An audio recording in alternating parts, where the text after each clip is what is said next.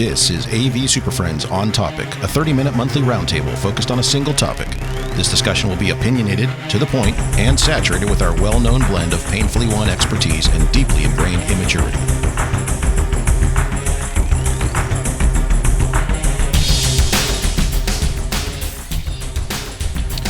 For March 2023, it's the AV SuperFriends On Topic.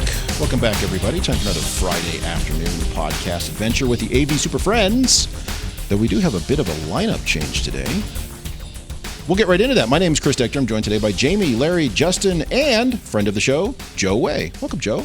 Hey, thank you for having me. I just clicked the link, at the next meeting, and next thing I know, I'm on a show. We just booted Mark out and brought Joe in. It worked out, So no Mark or Rachel. We're going to replace with Joe. See what happens. We still needed the West Coast time, or we couldn't call ourselves. That's a good country. point. That's right. Yeah. So we're still officially on every time zone, which is one of our requirements. So I'm just the token time zoner. Yeah, It's like we're going to send a meeting link to just anybody who will click it. And as long as you're on the West Coast, as long as you're on the West Coast, there you go. You just happen to be number 4 that we've tried on the West Coast. You were the first person. You were the first Number person 4. after 100 that declined. There you go. You know what? At least I'm at number 1 at something. That's right. At number 1 at being number 4? I don't know. Number 1 in our hearts. For today's show, we're going to discuss spring cleaning. Not really sure what that means, but so let's jump right in with the proper method of cleaning touch panels, keyboards, remotes, button pan. No, that's not Acetone. Fire. I use fire for all my spring cleaning. So I think instead of spring cleaning in that sense, because that would be annoying, though 2 or 3 years ago, that was all the rage, but 3 years ago, I guess, right? Remember when all the manufacturers had to send out a guide on how to clean their touch panels, which was pretty much, please don't spray things directly into it. Do not submerge your touch panel. The nice thing about that was that's probably the first time that microphones had ever been cleaned. And think about how nasty microphones are in our spaces. That's or true. Keyboards, same thing. Oh man. Yeah. That was the biggest thing for scope creep for us. Up till then, all of a sudden we got that's why every one of our classrooms is voice enabled and full voice control, because the provost swore that no one will never, ever, ever, never, ever, never, ever want to touch a touch panel again. So therefore we have to have full voice control on every space. And so we are. So we have it. And do you know how often it's used? Every time I do a tour. Just to show it. That's literally, and then I cross my fingers like, I'm sure the last time this was done was a month and a half ago on the last tour of our classrooms. And we'll just see if it actually responds. I was going to say, do you have that moment of panic when you're going to go demo to be like, oh, I hope it works? And Hopefully somebody in the crowd hasn't broken it. Some smart aleck on the backside changed it to, Has students picked up on this? Like, do you have problems of, students going, projector shut off, or whatever your commands are, like in the middle of class and goofing off? And a couple have figured it out. And every now and then it will pick up on the word phrase, but it's very, very rare. And then you just go hit the touch panel because you're not going to figure out how to turn it back on with your voice. But so we were talking the other day, and Joe, I'm going to spring this on you now, but I mean, it's no pun intended. But I think we're all capable of this conversation. Instead of spring cleaning, we thought, well, let's talk about spring clinging. That is, what are these things that we're still kind of clinging on to, holding on to? What are some things we need to rethink, get rid of, streamline, shift some paradigms, whatever that might be? And I think Mark even included his list, even though he's not here with us today. But does anybody want to jump in kind of on what's on your list of things that, things you need to cut loose, get away from, rethink? What are our thoughts on that? Who's going? Ooh. All right, so I'll go. Joe's going. Look at that. Joe's going to be first. I'm taking over your show. Joe's about to announce personnel Personnel cuts across the board. We are now hiring. We're not going to cling on to them. No, I think that the one thing that we have to figure out, and that we're doing right now, is the what was worth it and what isn't. Right. And I think we're going through that and we spent all last semester collecting the actual data of usage, like, for example, the voice control, things like that, and how we're monitoring things, what's actually being used and how people are using it. You put so many bells and whistles in, or when we came back from hybrid and online, you couldn't figure out what was everyone's use case going to actually be, or how did they want to teach. And then you realize all they really still want to do is put PowerPoint up, and it doesn't matter everything that we did. There's just let the camera face them. And so now we're thinking that let's now re-streamline to optimize that one solution more than the others. And that's kind of where we're at. Yeah, that's I applaud you, Joe. Good job.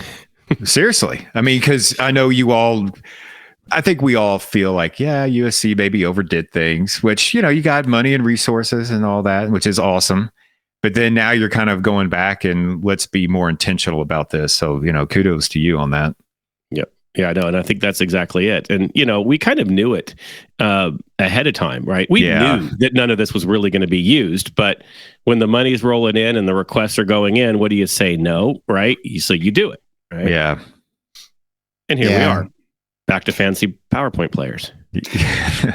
And I'm kind of in that, I'm taking a similar approach, but I am clinging on to active learning with my cold dead hands. Like, come on, this is the reason we are in the classrooms. And so I am still pushing active learning. Like, if we're going to have students back on campus, it has to be a different experience.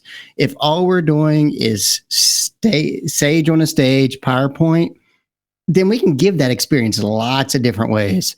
Well, but if they're in the room, I am pushing for active learning. I am pushing for active learning spaces to be developed. I am pushing for that type of modality across campus. And that's what I'm clinging to. How is that push being received? Like, what's the process? And it's not great. Yeah. It's one of those things that you get your champions and they buy in, but if they're the only ones doing it, it's hard to justify the extra expense of those rooms across campus, because you do get a smaller student density in those classrooms. It is a more complex system. And so naturally those rooms are more expensive. But I thought active learning was just code word for I want to overpay to add extra screens in a space. Well, yeah, that's usually where that's how it's used. Yeah. And that was my thought, Larry, as you're talking about that, is why is active learning always mean just more stuff in the space when it really should be a pedagogical approach and start there. And hey, active learning could be a, for lack of a better term, and forgive me for this, but a standard space with just a bunch of whiteboards and tables in it. Which is what I push for. I push for a lot of non-tech enhanced active learning spaces, but you still have less students in the space. Fewer. And it still limits the pedagogical modalities that can happen in that space, because you can no longer do high flex in an active learning space well. I like to teach in active learning spaces because I go in and say, all right, everyone rotate your chairs to face me. That's my first step. Yeah, it works great. Nice.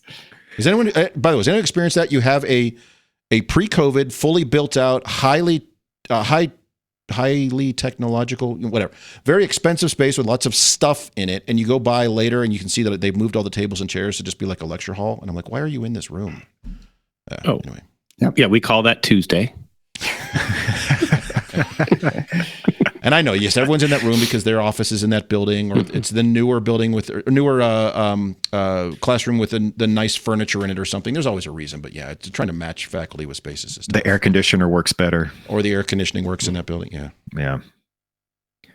Jamie, you got anything for us? You want me to go? Well, you're talking.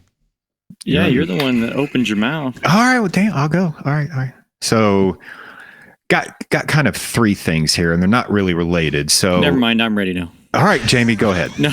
I'm sorry. That was. Are you going to do this? Are you going to do this the entire time I'm talking? Because I got. No, I'll shut up now. Okay, I'm going to go. All right. So now three things. We're going to put Jamie on mute. Three things. First thing, guess what, guys?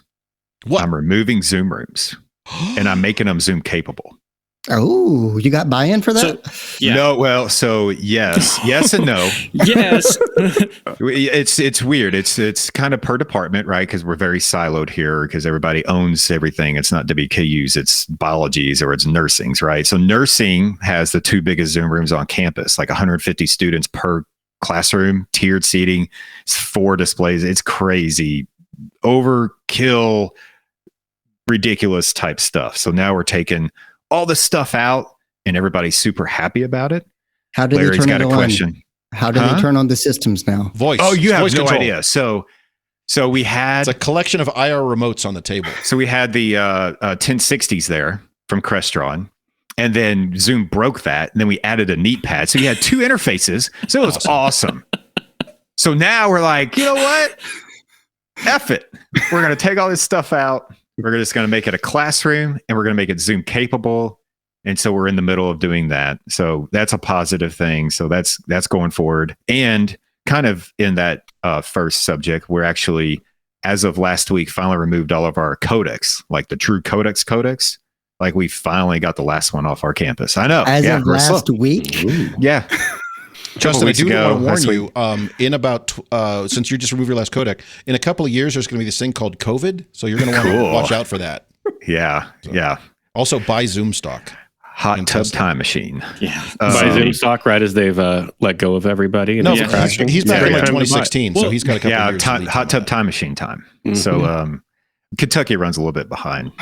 Anyways, number 2 topic is I'm trying to cling on to my design work at my job, since we are now going through consultants, which is a new thing for us, and we have no procedures in place to deal with that. So that's a struggle. And then the third thing, which is the surprising thing, but it's not really surprising if you've heard me complain about money issues on our campus.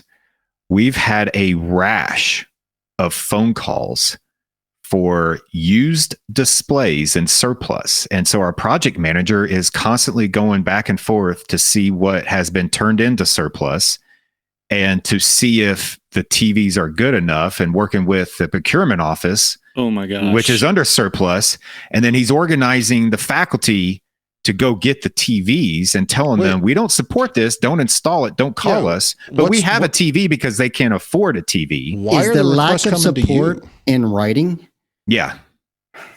Because that scares me. Yeah, I know. But that's the culture we have on our campus is, this whole department is building conference rooms. I forgot. It's in the arts college, right? So they don't have a lot of money. And we have a conference room, and like, I've got this classroom with no tech in it. My students have to see something. Do you have a TV? Our project manager is like, I don't know. Let me check. Oh, there's a 43-inch down there at surplus. Yeah, that's great. We're gonna go put that in. Okay, whatever. Good luck. So I'm trying to get away from clinging on to old equipment, but yet it's going in the opposite direction. And what does that mean if to Larry's point, you say, hey, here's a display, no charge, but also no support. Yeah. What happens when the rest of that space has trouble, and it turns out it may or may not be the display? I mean, how are you able to, now you're going to be supporting it anyway. So. Oh, good question, Chris. See, if you start with nothing and then add a TV, you still support nothing. So if there's nothing in said space but bricks and mortar and walls and concrete, and then you add a TV to that, and you don't support that TV, then you also don't support the other stuff that doesn't exist, like audio and microphones and conferencing. Like a slippery slope. So yeah, I know, right? Well, until they plug their Apple TV in, and then they want support for their Apple TV. Bring in something else, and then we're like, and their little speakers they hung off the back of it. Yeah, the computer speakers through several adapters to an RC. Oh, we all know where this is going, right? And it's not about the equipment; it's about the experience. So, like, then it goes on a cart. Larry, you which cannot, you have to deliver. You cannot think logically about this. So Mark in the chat brought up the exact same thing I was going to do. And I worked at a place years ago that when we did surplus, we had a stencil. Well, actually we didn't, but the surplus office had a stencil, and they knew stuff coming from IT because an old projector would come out or something. And they had a stencil that said surplus no support, and they would spray paint right on the top of the device with like bright orange or bright pink paint to say, surplus, no support. So, hey, department, here you go. Because, and when I was, early in my AV career, I would get a call, hey, our projector's not working in our conference room. And this was the days of many of those projectors were on the table, and they'd put them out in the front of the room, and you'd walk in. And so I'd walk in this room, and here's a projector, and I could see the stencil. And a couple times I had to turn right around and leave and be like, no, as much as I want to help you make this work, I cannot. That says no support. You guys are deliberately kind of taking advantage of that. So yeah. Justin, a great idea. If you're doing it on the monitor across the screen. Yeah, across the front of the screen. Now, however, I think we might get a little bit of kickback. I'm going to bring that up actually next week. But the kickback would be, well, now the purchasing department can't sell it on eBay and they can't make the $10 off that TV. So what are we going to do? What if that's what happens. They sell surplus and auction it off. You can buy WKU buses on there for like a few $1,000. Oh, yeah. You go find. I want one of those. Go find the WKU government eBay page, or I don't even know what's on eBay, and then see what you can buy. I want the Grimace mascot outfit. I think that'd be fun. That's in a museum. It's scary. Red Grimace. With how would you want to put it on with how much it's probably been sweated? I don't think you want any part of that disease. And we might want to dry clean just cleaning our microphones. Oh my God! Speaking of spring cleaning, good Lord, I'm getting that thing. It's probably in a museum. 40 years of culture inside it. Yeah, for something. So Jamie, that was all over the board. But go ahead, Jamie. You got something now? You got your ideas? Our approach this spring, it started already, but we really are spring cleaning. we're doing it for years. Look, all of us, everybody on this call, everybody listening to this, we've all experienced deferred maintenance, right? That's called maintenance. It's still, well, it's holding on. Just cross your fingers and pray, right? Well, the fingers are broken and the prayers are being unheard. And we're starting to have some very significant pushback because VGA, as much as we keep talking about it's on the rise here, apparently it's not, according to some of these computer manufacturers. Sooner or later, we'll catch their ear and they'll understand that certain large computer manufacturers don't run the world. Wait. Yes, they do. Anyway, so we've been talking for years and quasi-threatening. We're going to have to shut some of these rooms down. We can't afford to replace them. And they are the older systems where if you do one thing, you're doing it all because they all connect. There's some of these, I think I have one or two Panja rooms, AMX Panja rooms still. Oh, man. But that's what we're talking about. But for so long, they just kind of, somehow, kept chugging along and deferred maintenance. You just let it go. And we finally caught the provost ear. We finally caught chancellor's ears. We finally caught financial people's ears, the registrars, and they're all going, we're all tired of hearing the complaints. It is time. And so we're in the process of, even though we've been building the statuses and we have the numbers that says these rooms need to be replaced, these rooms are broken, this is what it's going to cost. I think we floated out, like we're over the last 5 years in deferred maintenance. We didn't even go before that. Just 5 years. We're like $7.5 million in just deferred maintenance. Oof. And it's like, and you can imagine what, now some institutions are larger and 7.5 is their normal budget. That's 7 times more than mine. So they finally decided that, okay, we need to start doing some things. So we're going to actively start cleaning, taking some of those systems and removing them and simplifying them and maybe cannibalizing some surplus that we've been kept around. Usable surplus. Well, just, the attrition from new buildings, you took the old stuff out, it's still usable. But they're going to finally kind of open their eyes to this idea. And spring for us from here until next August, whatever, it literally is spring cleaning. We're going to be able to start taking the shovel to some of these and kicking them out, and that's a really good thing because I'm really tired of getting lit up in tickets and in administrative meetings and things. It says the AV never works, it never works, and we're like, somebody's got to write the check. Somebody's got to pay the bill. Joe, you're going to pay the bill? I got money. Come on over. Joe, can you just after you run your metrics, here's the thing, Joe, after you run all those metrics next year, can you just send me and Jamie all the shit you're not using? Like maybe we could build something out of it. I sent an RFP to the University of Arkansas to see if they wanted to buy my services too, but we'll see. Yeah. Okay. But it's interesting though, because when you say deferred maintenance, and that's coming from the business world, that is just a BS line, because really it just means I want to save during this year. It's not deferred, because you're not going to do it later. You're just going to You're just going to keep delaying it until you can't delay it anymore. Because if you should have done it on a regular schedule of once every couple of years, you're just going to hit the next schedule. So therefore it's planned savings. And that's the whole idea is, deferred maintenance is a business tactic to save money. It is actually, if you were to go to your CFO, I guarantee you they know exactly what they're doing, and it becomes just a cost of doing business, right? And that's where you sit there and go, what labor would it take to maintain something if all it's going to do is maybe add one more year? Because if you have 4 years worth of labor to only get 1 year, is actually could be more cost beneficial to have it die faster and swap it with something better and one shot than to have to do something continuous. And these are actual conversations that are done. And I know our facilities people do it all the time, where you purposefully make things die because it's actually cheaper than sending someone at certain dollar. If you're sending someone at, $20 an hour to keep fixing something that only costs $60, well, that's a loss, right? And so it's better to actually let it die. Problem is they don't realize how many people suffer until it dies. And that's where I think we have to be vocal about it. And that's that's where we're stuck. And sometimes, just like, you have that old beater car, and it just kept running. You get I got 240,000 miles on this thing. And then one thing,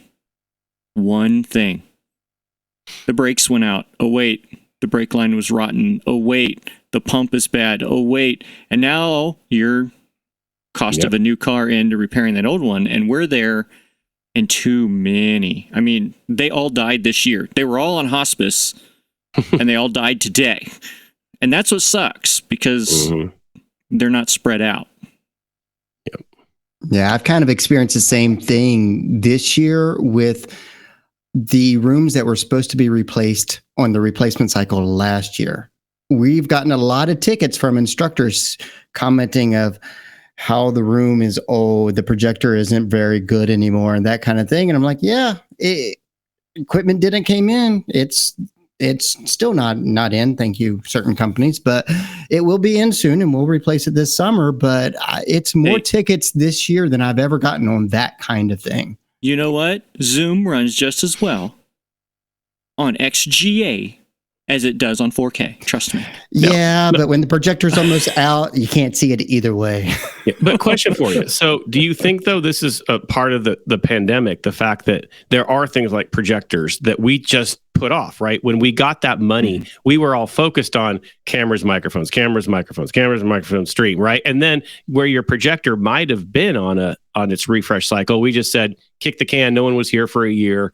And we're going to do that. And then there's going to be a point where that kind of has to catch up. It's funny that you say that, Joe, because what happened with us is we bought like 250 IPEVO document cameras was our Zoom solution during COVID. And then we took our COVID money and we bought 200 to 250 projectors from IT's budget, which is very rare. We don't, IT doesn't have a budget for AV. So we took that money and we deployed them across the university in key situations and trying to get buy-in to, hey, this is what it looks like when you have a new projector, getting those comments back, right? Hey, this is what it looks like when you can actually see your content. Like, oh, wow, this is cool. So I think that really helped us, push that envelope of this is the quality we can get if you have X amount of money, pay up. And with us, like, we had the same replacement cycle, just the equipment didn't show up. Like, we were able to get the mics and the cameras, the things we needed for COVID stuff, because we ordered different things, but our standard was such that the audio DSPs we had ordered simply didn't come in time. So related to this concept of deferring maintenance and that generating more issues, I can say my spring cleaning is more on I'm going holistic on the rethinking some of these, rethinking kind of like what's in an AV system, for example. Because the rooms that I'm having the most trouble with right now are larger rooms, are older rooms. And it was the concept of, well, you have 3 cameras in here because these were the old video conference enabled rooms from from 10 plus years ago. You have 3 cameras. We're going to run all of those into the matrix switcher. Oh, you've got 4 displays. We're going to run all of those in. It's like no one is ever going to route things that way. Instructors don't care about that. So clearly that was designed from someone's standpoint of this is cool engineering, not what is usable in a teaching space. So my spring cleaning is on like, does that need a matrix switch? The answer is no. Does that need an 8 input switcher all in Wonder Box? The answer is no.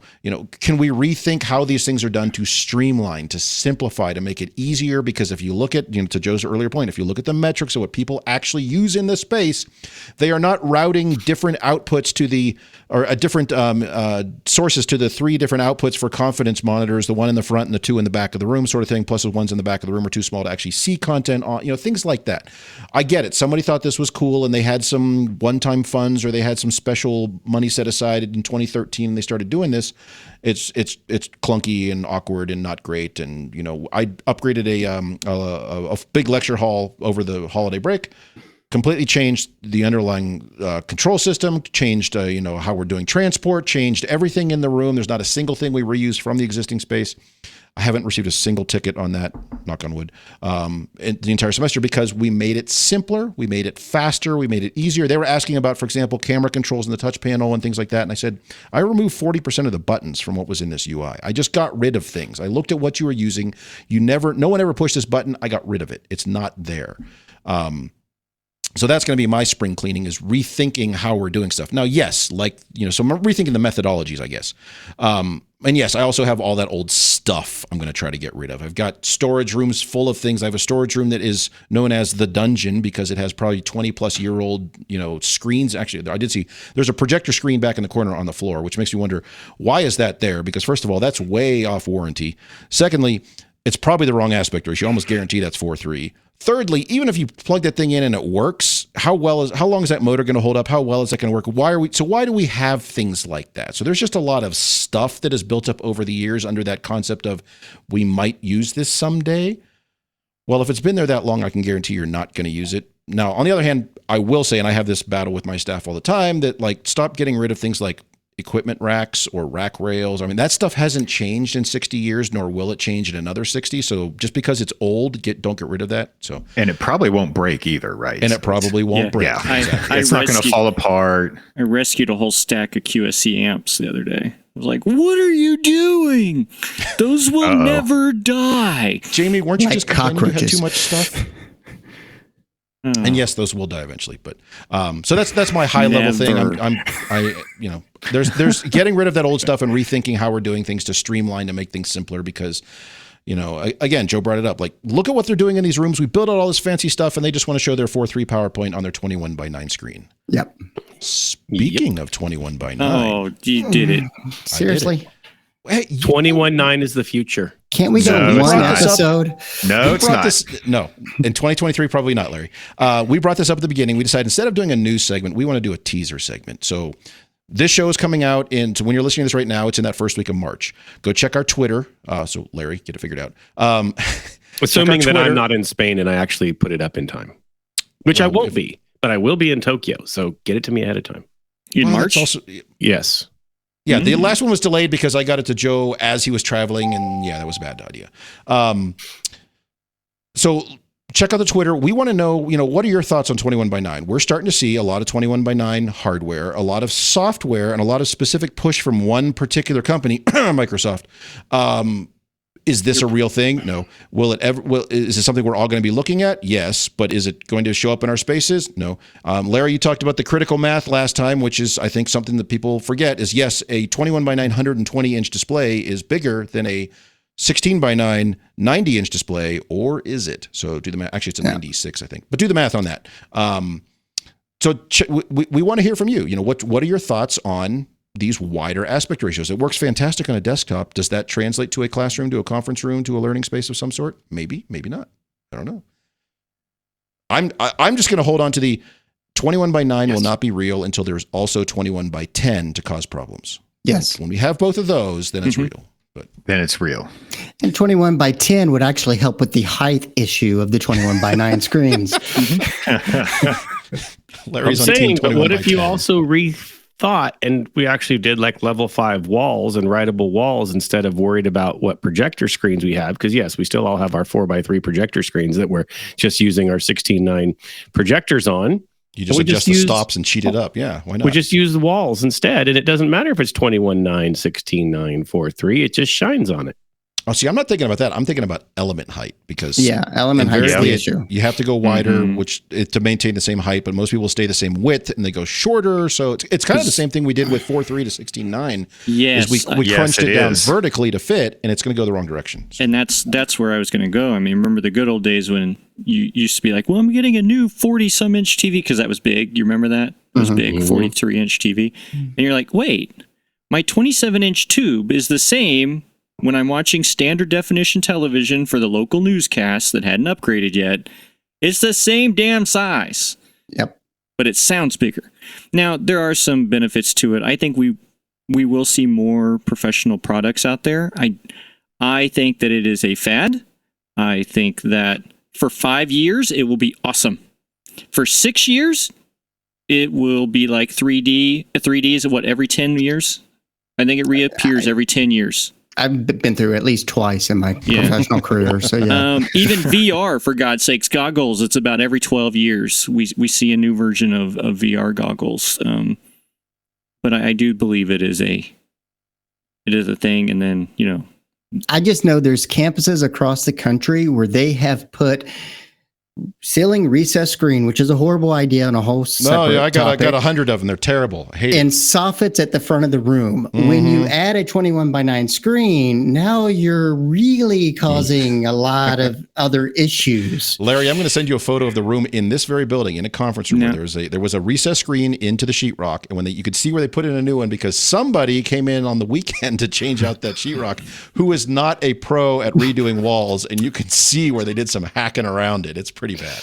Yeah, but we all do admit that on your desktop, and in theory, and in some practices, it is nice. The 21:9 is nice. As a desktop, it is fabulous. Right? And if you had the And appropriate, and if you had the appropriate space, again, space is the more important part here. Yes. It would be really cool. But mass deployment is so difficult. Now we've set our short pieces. I wonder what Twitter will say. Like we're a bunch of idiots. That's what they're going to say. We'll Probably do a whole but just show wait. on this at some point.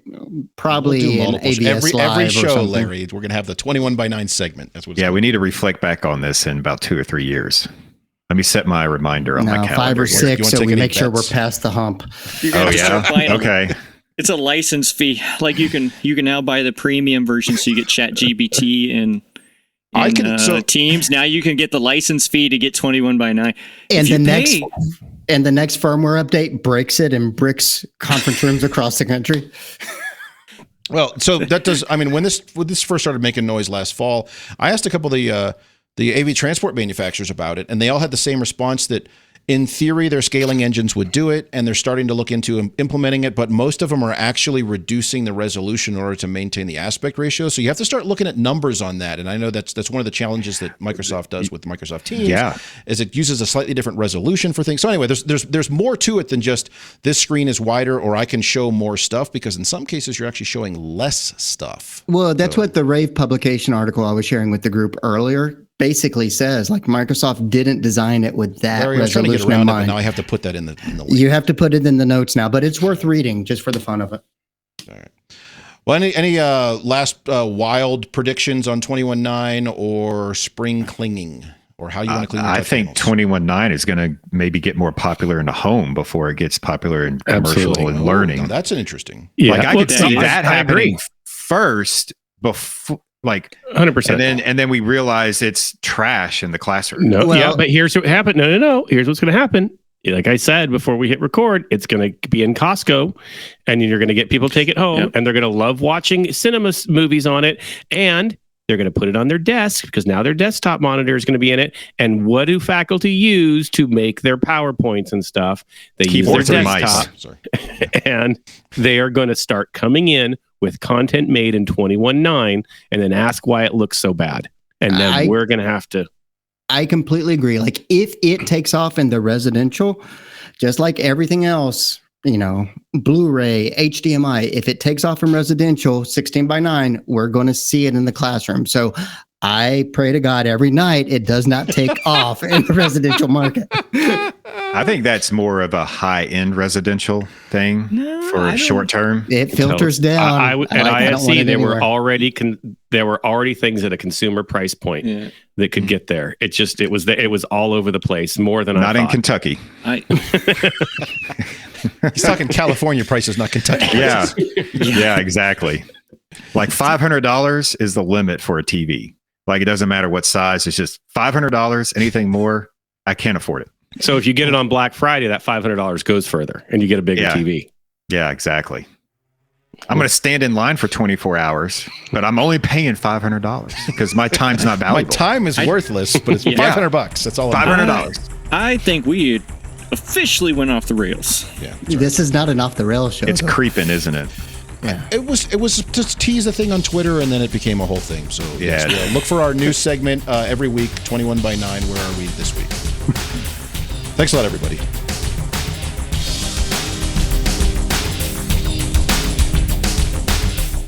Thanks for putting up with yet another episode of AV SuperFriends On Topic. You can contact us with questions, topic ideas, or general complaints at avsuperfriends.com.